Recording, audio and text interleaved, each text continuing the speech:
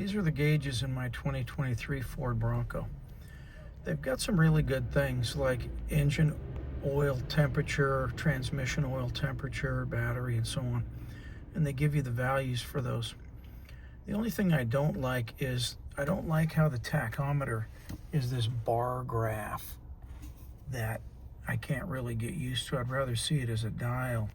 And also the coolant temperature are just these little dashes, and you don't really know what the value of that is. I wish I had oil pressure also. And so what I've done is, to supplement the gauges they give me on my dashboard, I'm running the torque app on my screen, my Sync 4 screen. To do that, I use this little thing called an AiBox, and it's an Android box that will run the torque app on your screen. You can see what I can do is I've got RPMs as a dial, so when I give it some gas, you can see it goes up the way you expect, so that's better. You can see I've got coolant temperature, and it actually gives me a value of what the coolant temperature is.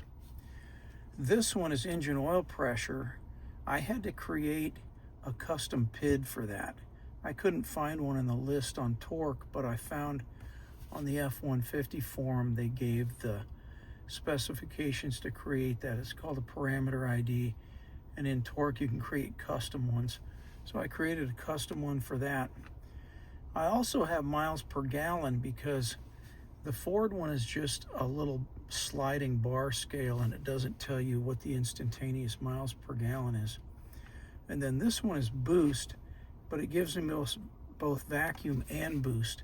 So when it's in vacuum, it reads as a negative, and then at boost, it reads as a positive.